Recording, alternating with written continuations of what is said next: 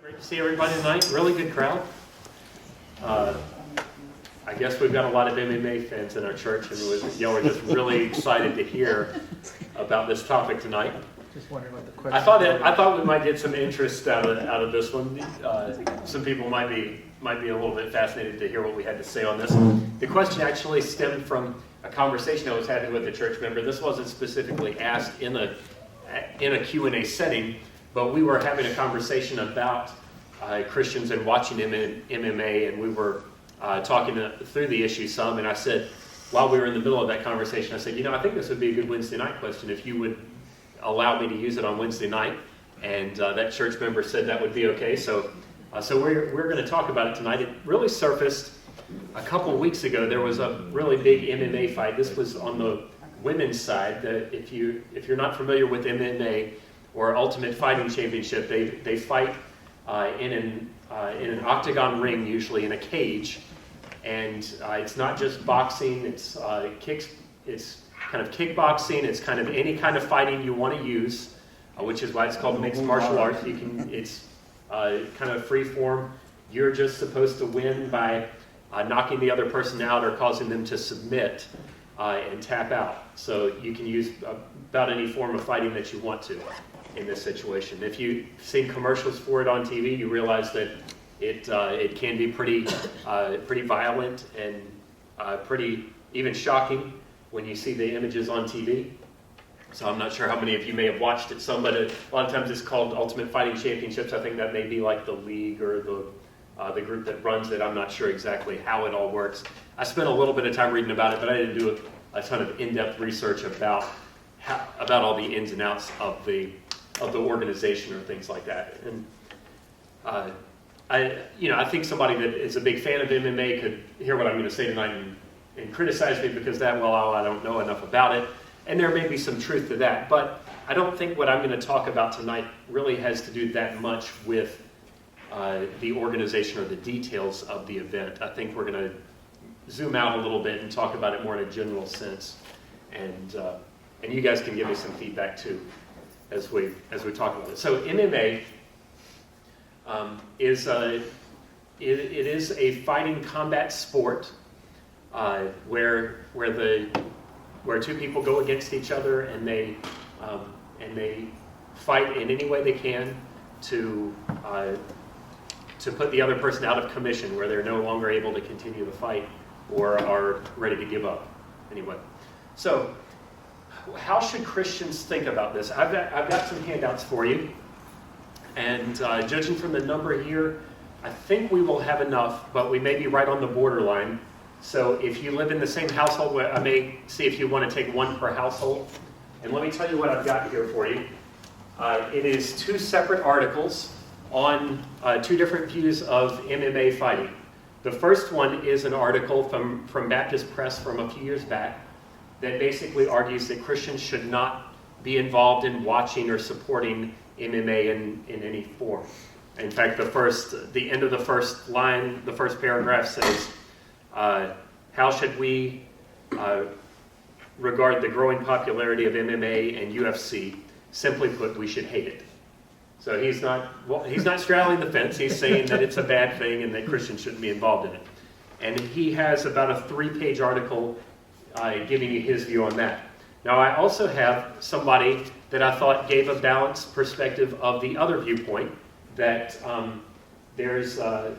there are ways that Christians can legitimately enjoy the sport of MMA and be a fan of that and watch it and those kinds of things. And that's about a 5-page article that a guy wrote. It's actually a little bit specific to a context because he's responding to what another guy said about what another guy said and everything. But you kind of pick up in the middle of the discussion, and I thought the article gave enough of a summary that you didn't really have to understand all the ins and outs of where the conversation had been before that. So, all of that to say, I'm giving you here the two opposing views on this so that you can take them with you, you can look over them a little bit, and you can judge for yourself. And I'll start them going around this way and let you guys pass them around as they go. So I wanted you to be able to see those. As we think about MMA, I think one of the things that we could agree on, whether you're a fan of MMA or not, is that it's one of the more violent sports, at least in popular culture, that you would see on TV. You could probably say the most violent without much qualification. One of the things that I think we need to start off realizing is what the Bible says about violence itself. All right? So I've got a number of verses that I want to put up here on the screen, and I want us to get a little bit of a foundation and a grounding on what does the Bible say about violence. And then we'll talk about, do those verses and what they have to say about violence, do they actually pertain, do they apply to the sport of MMA? So let's start off with Genesis chapter 6, verses 11 through 13. This is the beginning of the story of Noah and why God is going to destroy the earth, this explanation. And you'll see here in Genesis 6, 11 through 13, now the earth was corrupt in God's sight and was full of violence. Here, all four of these verses that we're going to look at actually use the term violence in the verses, so you'll see that. So God said to Noah, I am going to put an end to all the people, for the earth is filled with violence because of them. I'm surely going to destroy both them and the earth. Now there's no doubt that there were other kinds of evil that were going on in Noah's day. That's not surprising to us at all. If you've read the account of Genesis, you know that there are also all kinds of immorality and evil that are happening. But one of the things that stood out in God's mind was the violence, the brutality of humanity, of culture that had developed up until that point. So it was full of violence, and it's filled with violence, so he's going to destroy both of them and the earth. If we look at the book of Proverbs, I believe, we've got two different proverbs here. First in chapter 13, verse 2, it says, from the fruit of his lips a man enjoys good things, but the unfaithful have a craving for violence. So the idea here is that the unrighteous, the unfaithful here, the negative portrayal, you hear that you have the antithesis a lot of times in Proverbs, the good and then the bad.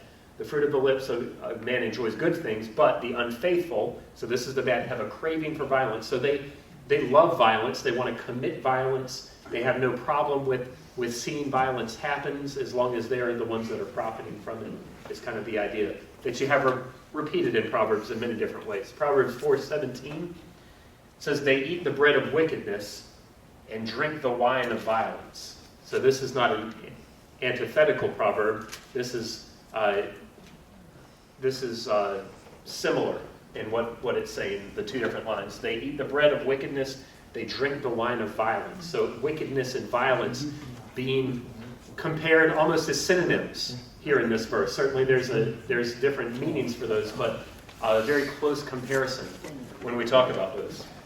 And one more that I wanted to show you, this one from Psalm 11:5. You may have come across this one recently in your Bible reading, if you've been doing our read through the Bible plan. The Lord examines the righteous, but the wicked and those who love violence, his soul hates. And I use that one toward the end, particularly because of the strength of that verse. So those who love violence, his soul hates. So God doesn't seem to be all that impressed with violence. And if you get to the New Testament, some of the passages that we've been talking about on Sunday mornings where you have Jesus' command to turn the other cheek and not to retaliate with violence, not to return evil for evil, but to allow yourself to suffer evil and then to bless the person who has committed the evil against you. All of these ideas go along very well together. So the idea here is violence, back in the Old Testament and as well in the New Testament, is something that is not consonant with God's character and is not what he approves of. In fact, he hates it. And not only does he hate the violence, but he hates it when people approve of violence and benefit from it. So then the question becomes, if the Bible's that clear on it, well, wouldn't our answer about MMA also be clear?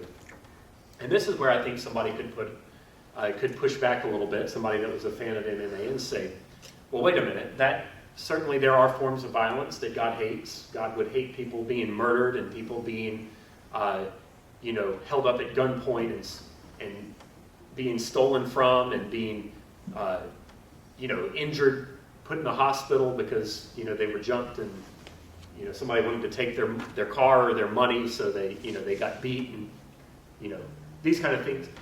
certainly those kind of violence, those are evil. But in a controlled sporting environment where there's a referee to pull the fighters apart, where they have certain safety regulations and things like that, maybe this kind of controlled environment violence is not necessarily this kind of violence. So the question would then become, how do we distinguish what category to put that kind of violence in? I mean, there's different kinds of sports have various amounts of violence in them. I mean, in baseball, people get struck by a pitch.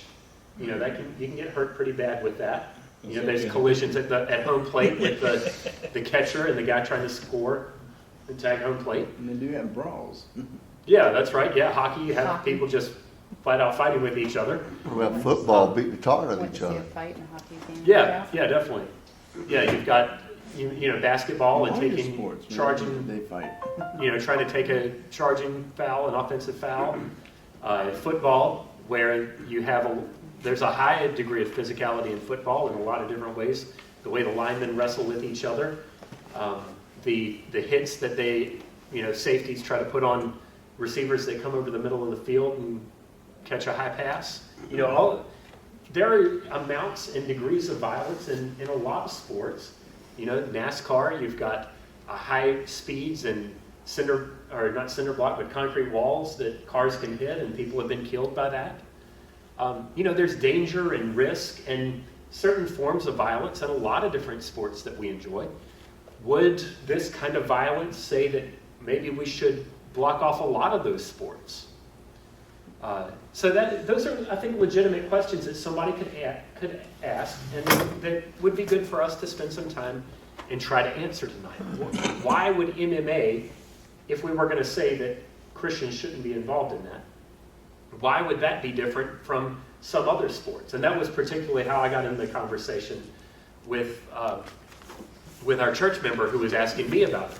Yeah, James. Back in the day when they used to have the, like Ben-Hur, they used to have the chariot races. Mm-hmm. There was violence in that. Yeah, definitely. Oh yeah, the world has been the Romans back then. Well, the gladiators. I guess God didn't really frown on that, But the world has been an incredibly brutal place, and the idea of gladiators in Rome, that was actually a pretty big deal in the early church, and there's some evidence, and there's a lot of historical theory that goes that as Christians gained influence in the Roman Empire, that they were able to exert that influence to put a stop to the gladiatorial violence in matches that people were seeing. There's a legend that there was a Christian monk who went to the Colosseum and actually saw what was about to happen and ran out in the floor, the bottom part of the stadium where the gladiator battle was about to take place, and he said, quote unquote, "In the name of Christ, stop." And they were so angry at him for stopping that they went out and actually killed him right there in front of everybody.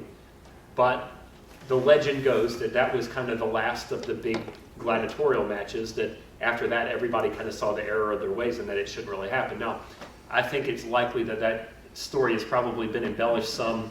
President Reagan actually used that story in a speech that he gave one time, and it kind of gave it a lot of credibility, like a lot of people thought it really happened. I don't think there's the historical documentation to show that in that full form that it actually happened.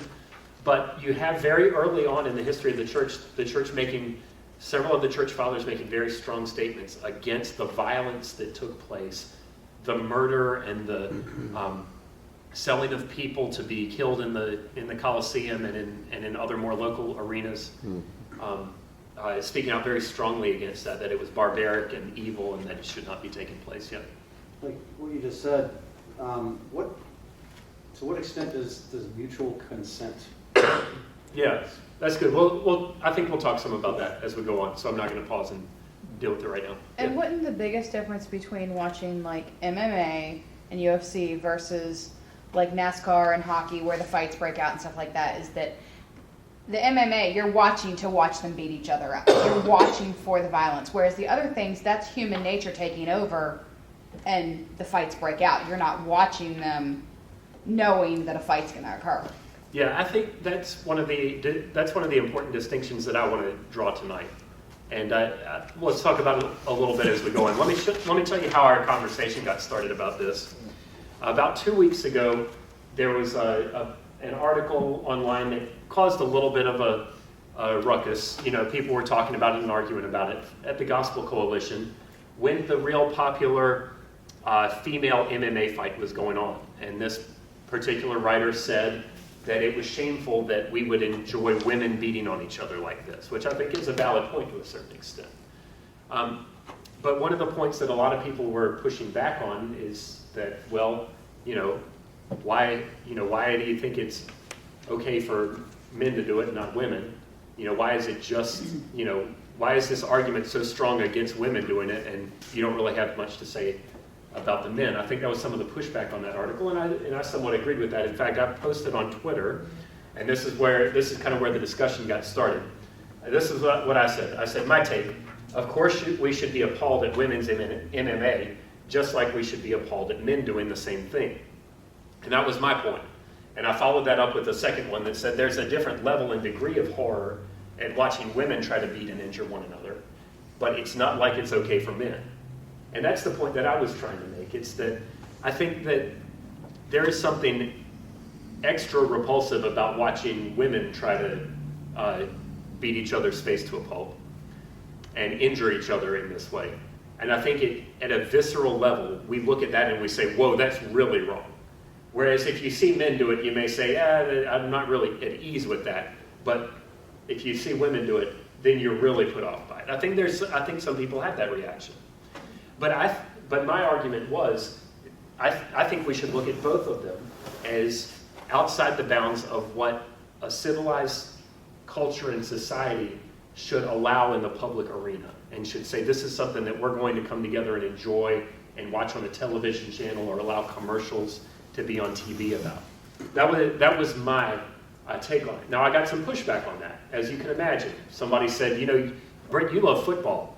So how can you say, because football is pretty violent too, how can you say that it's okay to enjoy football and love football and talk about it all the time, but then MMA, which is maybe more violent, but only somewhat more violent than football, how can you say that you have to draw a line there and can't watch that, but it's okay to watch football? So they pushed back a little bit with me on that, and to be honest, when I was writing this, I expected someone to say that very thing.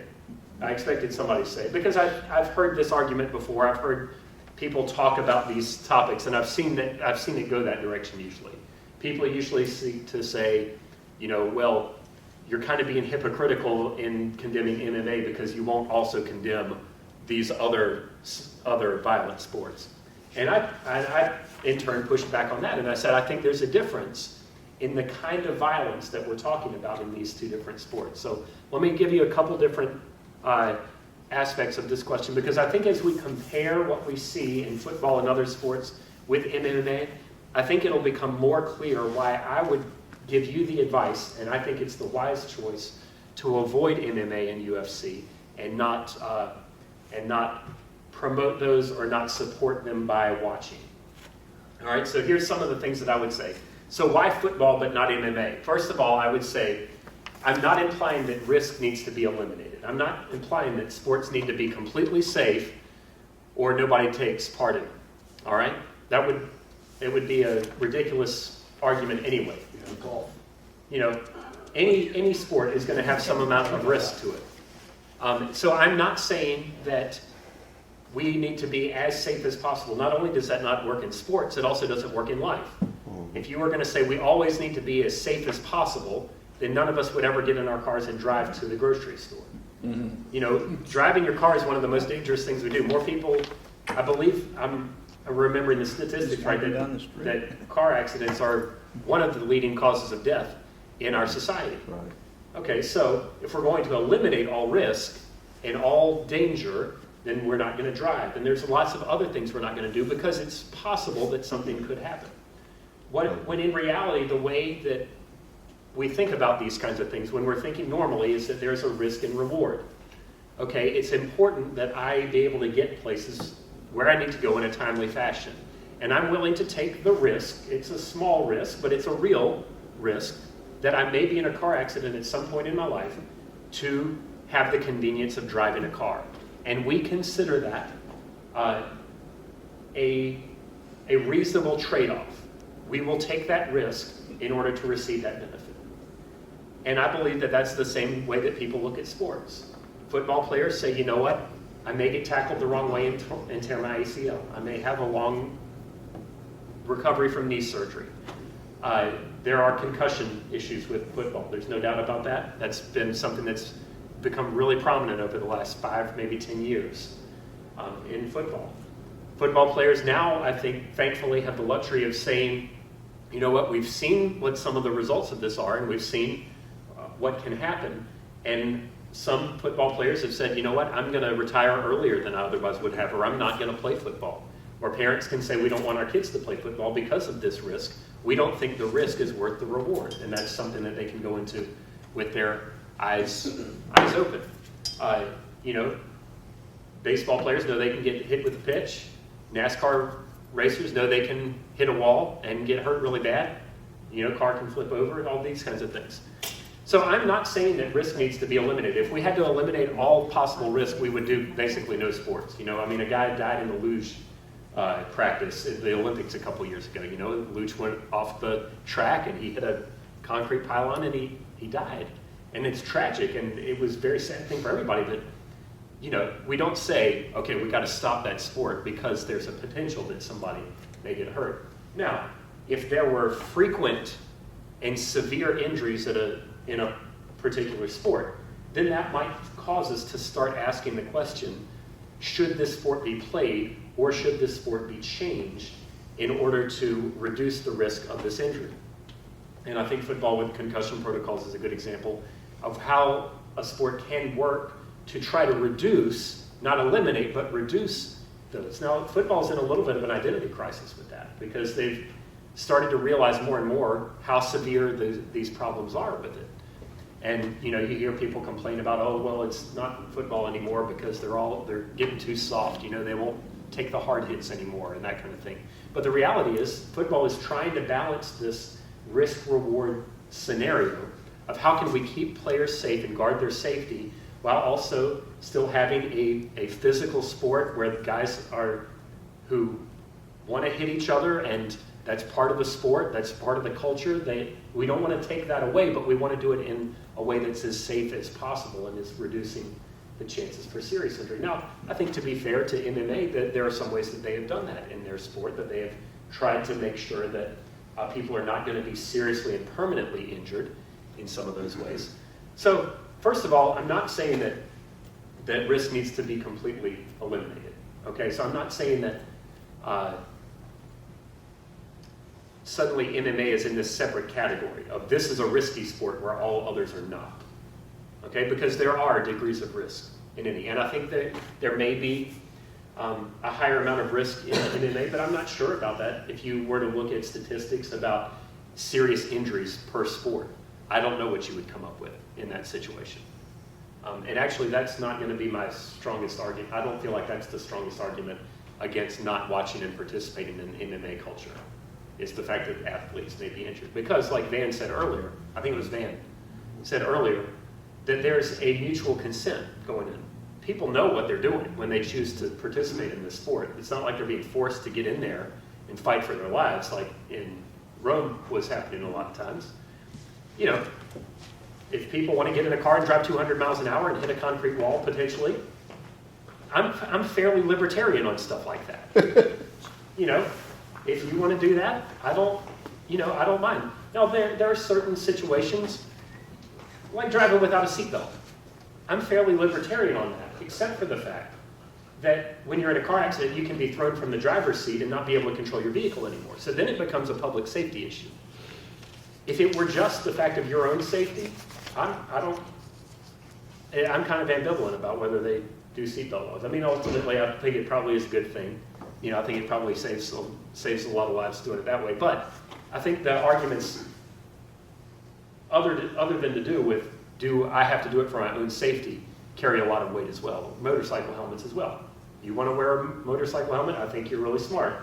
If you don't want to wear one, I'm not all that keen on forcing you to do it. That's just me.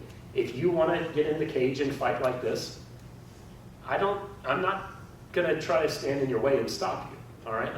Like I said, I'm fairly libertarian on that.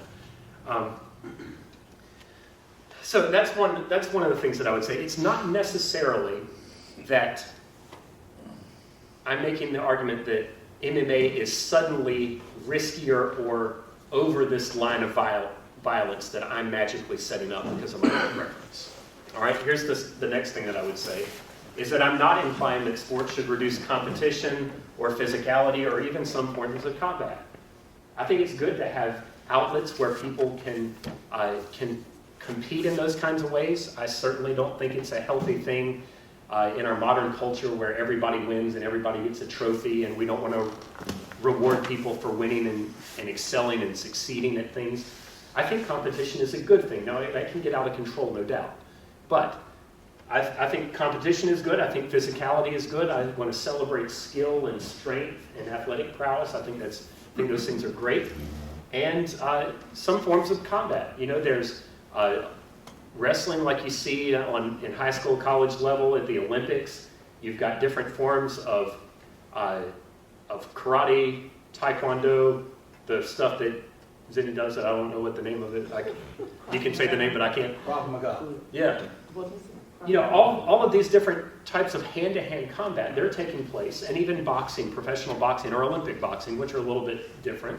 These are combat sports that I don't necessarily have a problem with them, and I certainly don't have a problem with them just because they're two people, wrestling or trying to gain the physical advantage in that combat situation. I think those are good, healthy things to do. But I think that MMA crosses a different and more important line, and this is where I think the crux of the issue lies. And here's the main argument that I want to make.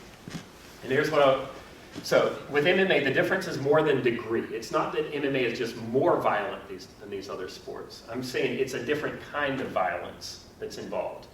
And it goes to the nature of the sport and what it does to those who watch. And this is why I think MMA is particularly toxic to our culture and to those who would surround themselves in that culture and enjoy watching it.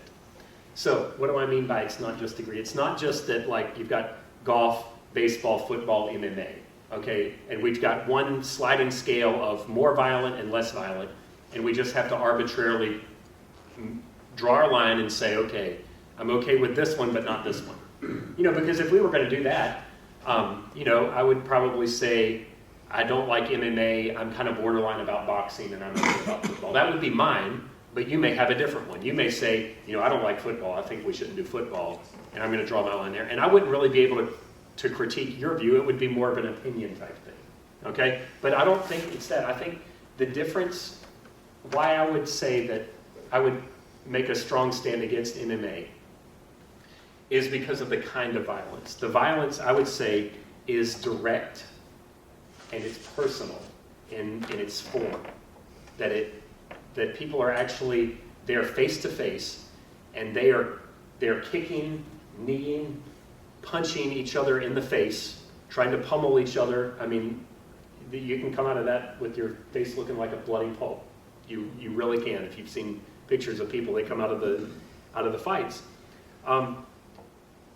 And to be able to sit there face to face and do that to another person, I think, while even if the athletes themselves understand that this is a sport and this is a controlled environment, and I don't really hate that person, but we're just competing, the effect of us watching two people do that and normalize that, like, oh, this is okay that it's on TV, I think has a hardening effect on our hearts.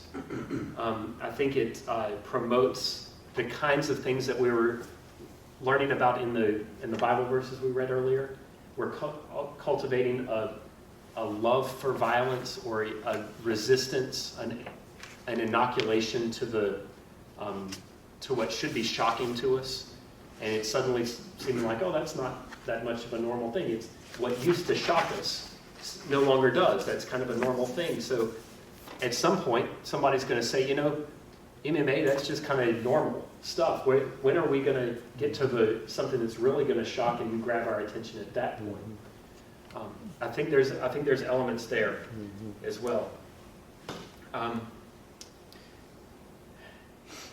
Is there violence in football? Absolutely. Or is it personal? I don't think it normally is, because people are wearing uniforms, helmets. It changes the equation. Now you say there's still people under those pads and helmets, and certainly that's true, and that's something that we need to realize. But you don't see in culture, problems with people getting really upset with someone and running across the room to tackle like an NFL safety. That's just not a common thing. Whereas it may not be that common of a thing for people to get mad at someone and get in a fight like an MMA fighter. Kids see that on TV. They emulate it at school, on the playground, in the backyard. They think, oh, well, we see it on TV. It's not that big of a deal. And sure, maybe had kids always fought? Yeah, kids have always got in fights. But to see it on TV and to be desensitized to it and to think, oh, well, these athletes that I look up to, they do it. No big deal. I think there's a promotion there and a normalization that we should not welcome. So here's some more of what I would say. That I think the glorification of this direct personal violence, I think it's toxic for those who watch it, and I think it's toxic for our culture at large. This stuff would have really shocked us 10 years ago. And I think it should still shock us today, but I'm not sure that it does anymore. Back in the 90s, they used to ban it, the UFC. There's many states that wouldn't even let them fight in the state. Wow. Because of it, Yeah. And Now it's- we've got 4 places in the When I was Tidewater growing area up- that are open, and all the Pier 1s. Yeah. Now, and I think the way you see it advertised is one strong indication of the negative influence that it potentially has, and that its promoters are hoping that it will have on our culture. Because when you see the commercials for it, I got to be honest with you, man, it is awkward when you're watching TV with your family and Viagra commercials come on and Cialis and stuff like that. But I would any day rather one of those commercials come on than one of these UFC commercials come on when they flash, instantly. Somebody taking a kick to the head and their head being thrown this way and spit and blood flying out of their mouth and stuff like that. They purposefully flash that kind of stuff on TV. The most violent, the most shocking images of it so quickly that you can't change the channel, you can't fast forward through it. It's not like, oh, here's a UFC commercial coming. If you've got small kids in the room and you want to change the channel, here's your chance. As soon as the CarMax commercial is over, they're flashing some guy getting teeth knocked out. And the reason for it is because they know that that's shocking to people when they first see it. And you see it more and more and more. Now, and what those promoters are hoping, what their advertising is doing is desensitizing people to it. So yeah, the first 3 or 4 times you rush and hide your kid's eyes, or you rush for the remote and try to change the channel or fast forward through it. But after you've seen it 10 times and 20 times, then you're kind of like, we've seen that before, no big deal. So suddenly the interest is piqued, and there's the car wreck mentality. Oh, there's a car wreck on the road and you're driving by it and you're kind of like, I know I shouldn't look at it, but I want to see what's happened. So you get people interested in that way. You show them things that are shocking, and you just pique their interest like that. And by doing that, you hook them in and you get them involved, and you start to desensitize people to think, oh, well, this stuff that I see on TV, yeah, maybe it's not really that bad. Maybe this is kind of an okay sport for me to watch. Maybe it's not so bad. But it's kind of like what we talked about on Sunday morning, where when we respond to evil with evil back, that evil is actually taking place in our own hearts as well. We can't allow evil to come out from us without actually being infected with that evil itself. It's not like I can be a nice person and then just get revenge once in a while and that doesn't affect me inwardly. It's the same kind of thing like with this. It's not like we can watch that and become desensitized to it and think, oh, well, that's not affecting me at all. The more you watch and the more you see, the more you're desensitized to it and the more you learn to enjoy people beating on each other. I mean, the literal point of this sport is to knock people unconscious or to hit them so hard that they're disoriented and you can gain a physical advantage at that point so that you can cause them to give up. And like Debbie said earlier, that's the point of this sport. It's not like you're running down the field and you've got to knock a guy out of bounds, so you've got to hit him really hard to knock him out of bounds. That comes along with as part of the sport. Okay, the goal of the sport is not the hard hitting. That's something that comes along as part of getting to the goal.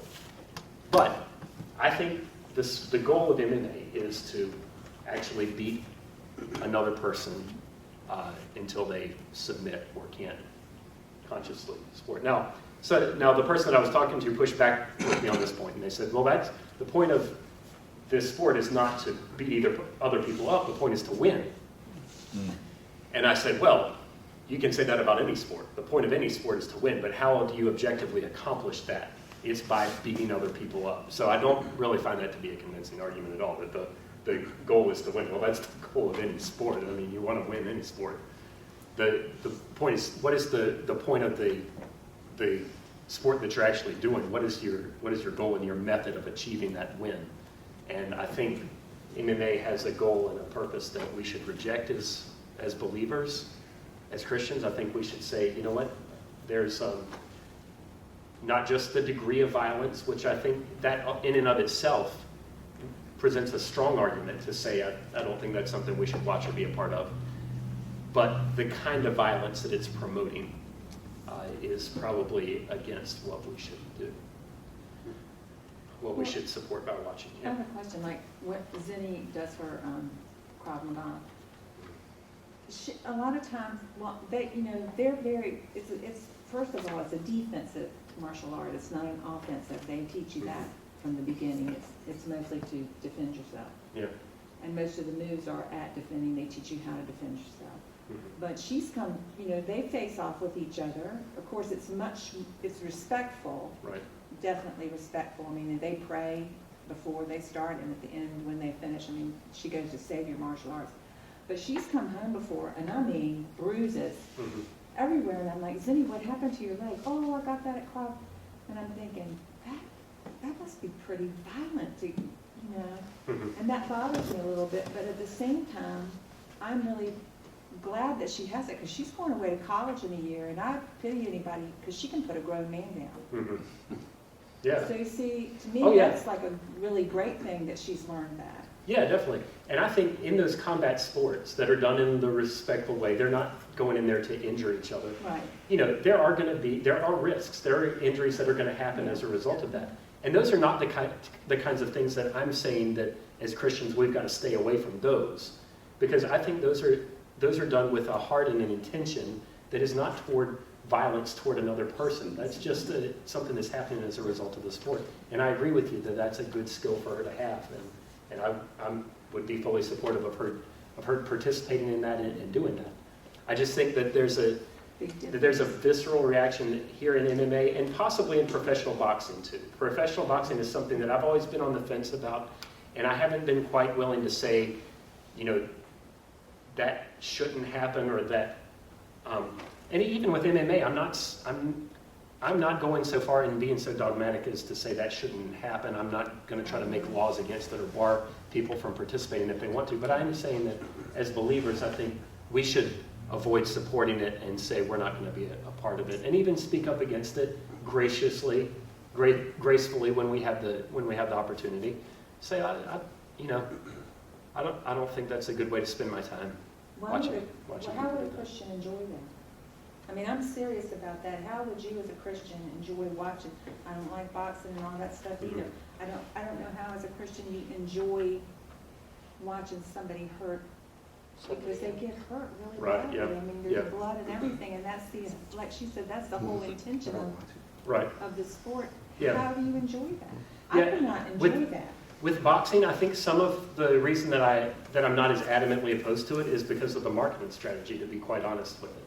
Because boxing for years has been kind of a closed event, and if you wanted to watch it on pay-per-view, you paid and you watched it, but they didn't try to advertise it on regular TV channels, and they weren't putting big commercials on it. And I can look at boxing, and I know enough about it that I can appreciate the skill that's involved there. But at the same time, like, I would much more appreciate Olympic-style boxing where they're wearing the headgear and where there is, and where professional boxing, the rounds are longer and the physical punishment, I think, tends to be much greater in those situations. I have a hard time, for me, professional boxing is probably over the line, if not in the borderline area for me. But, yeah. Yeah, let's see, James and then Will. I was gonna say with boxing, and MMA, MMA, they use bare knuckles. I mean, the knuckles, they wear these little gloves. Yeah, on they're there, small but- gloves. Yeah. But they're not really, they're still hitting, you feel the fist. Yeah. As where boxing, they're padded, and they gotta be a certain weight, Right. to where they, Several different ones. they gotta be a certain weight, and they're padded, but, when they get hit with boxing, they get hit, but Yeah. it's not like, you see blood sprouting, 'Cause they Yeah. have Eventually they will if they keep pounding. Right, yeah, I mean, you can get to that point in boxing, there's no doubt about it. Unless you get Mike Tyson. Oh, my But goodness. it's more controlled than boxing. I mean, than- I can look at Mike Tyson, I can be amazed at the skill and the talent and the training and the athletic ability that he had.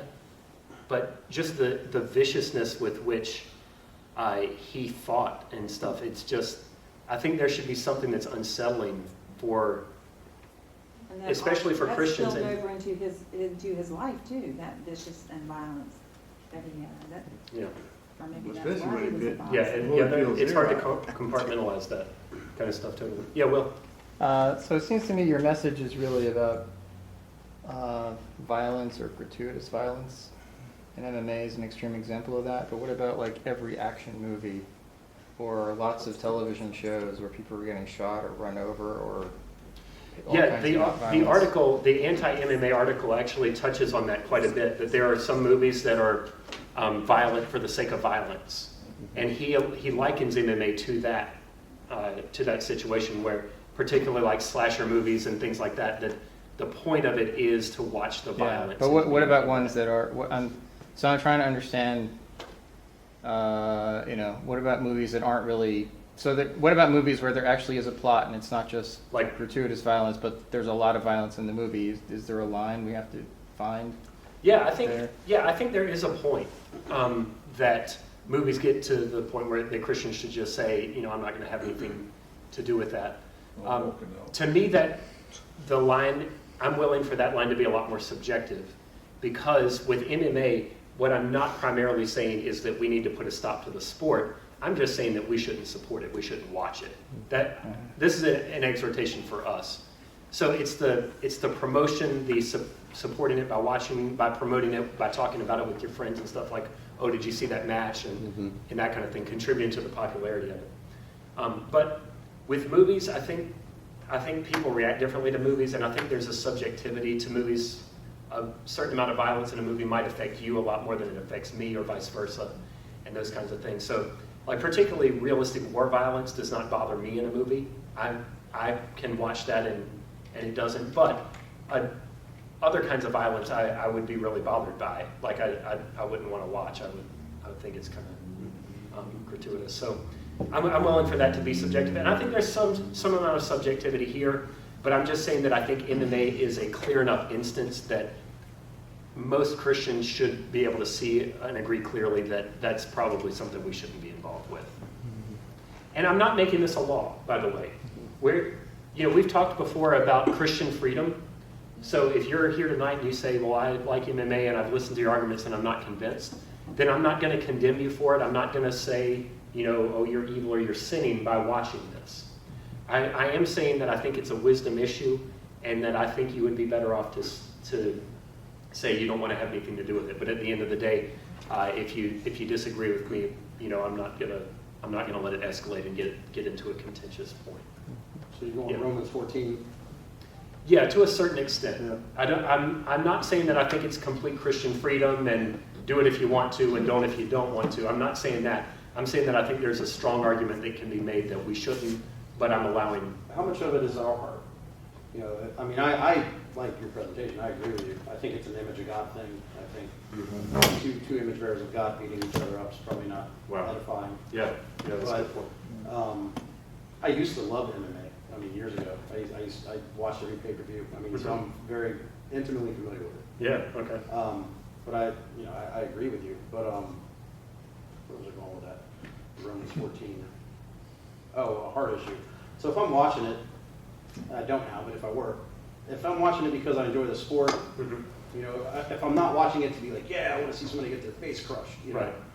that's probably sin, I'm sure, Yeah. you know. But if I'm watching it for the sport, you know, I don't know if somebody can draw that line, but No, that's a really good point, because you could say, like Sybil said earlier, how could a Christian watch that? you know. And I think if a Christian were to watch that in a way that is not sinful, that would be their approach, is that they're watching it for the skill and the athletic ability and seeing the talent. Like somebody that takes martial arts Yeah. would enjoy seeing it, you know, used in a practical environment, you know. I Yeah. don't know.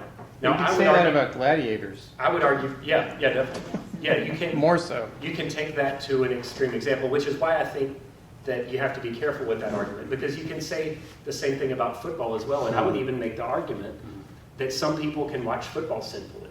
If you're mainly watching football to see sure. the big blow up, hits Yeah.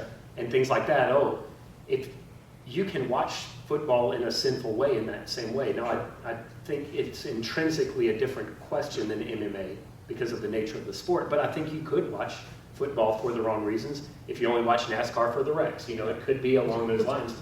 Although they do such a good job of safety in the cars now, it's pretty amazing the wrecks they walk away Well, I was from. watching hockey, it happened to be on TV the other night at the restaurant, and two hockey players beat each other up, and the guy fell down, and then they, stops, and then he helped him up, and they hugged. Yeah. I mean, it's good to realize that people can get, and after MMA fights, a lot of times they hug and they show they have a lot of respect for each other. And those things are great. That's good sportsmanship. I appreciate those In kinds the of things. way. I'm just saying that the nature of this violent combat in its intense, direct, personal form, I think is unhealthy. Yeah. I think it is too, Brent. And I go back to what you were talking about, television and shows and all that kind of thing. I remember our first encounter was, I don't know if y'all remember when Ninja Turtles came out. And one day I was at home and we heard this commotion out in the street, and all of a sudden all the mothers were running out the street, so I said I'd better run out there too. And all the kids were out there with sticks pounding the daylights out of each other. And we said, where did y'all get this from? And they said Ninja Turtles. Well, every mother out there said, and I did too, that's the end of Ninja Turtles. Yeah. No more. And I grew up in East City. Now, at that time in East City, when I was growing up, you had to do a little bit of fighting to survive. And it was bare knuckle, and it was blood drawing, and it was meant to hurt. But that was also the time frame when boxing was not on pay-per-view. It was on television at least once a week. Oh, really? It used to be? Okay. And that was when wrestling was on every Saturday night. And my granddaddy had that on, and we all watched it whether we want to or not. And he would start pounding the table, kicking the floor, and everything. Here was everybody getting the tar beat out of them. Chairs getting broke over their back, and But it was a thing. When I was in high school and even junior high, I mean, if guys got out of sorts with each other, they sometimes didn't even take it out of the classroom. It happened right there in the classroom more times than not. Sure. Yeah, but that And, wrestling was acting. I mean, that was a show. No, that was not acting. That was we were beating the tar out of each No, other. I'm talking about TV. He's talking about WWE. It used to be. So, yeah, and I mean, there are times that real fighting happens, and I'm not saying, Well, I think it came from, just like Ninja Turtles brought that on with their kids. I think the boxing and the wrestling, even though at that time it was acting, it still brought it down to us guys. yeah. And then when it got real and we had to go off to war, we learned real quick it was a different ball game. And that's when we began to second think how we thought about those things. I agree with you totally on MMA. I can't watch boxing. I don't watch wrestling. I don't watch MMA. Yeah. I think they're wrong. Yeah. I agree. Yeah, and so I would recommend you guys not watch or participate in and support it by talking about it. I just have a quick comment. Sure. I was going to comment about the wrestling and stuff, but the thing that really has brought this around. I was going to mention the violence in movies. There used to be war movies, and now the movies, a lot of them are just violence for violence. That's what the whole movie's made up of. And so we've discussed that. But the other thing is the video games that the kids Oh, play. that's- When I was watching my grandson play, I can't keep up with them. But you have to be, I think we have to be very careful and remember that they're shooting and killing each other, and they get right back up and go again. And that we become immune to that violence, and then it becomes just, that's the whole point of that, is that you get used to it. Mm-hmm. And if you don't watch it, or you don't let them do that, then they don't get used to it. And I think a lot of the things about young people who have a gun and go out and shoot people, like what was going on in the neighborhood, I don't think they realize in the back of their mind that they're really killing somebody until they've done it. And then they're out there shooting a gun. Well, yeah, I think you're They're right sort that of- yeah. those games can have a dangerous effect on Well, people's minds. Just like that. Yeah. Okay. And even that's- the military found out at one point they would take soldiers in boot camp and have target practice, and they would give them a round target to shoot at, and they could train them to be pretty good shots with that, and they'd send them out in battle, and a lot of them were having trouble actually firing at the enemy.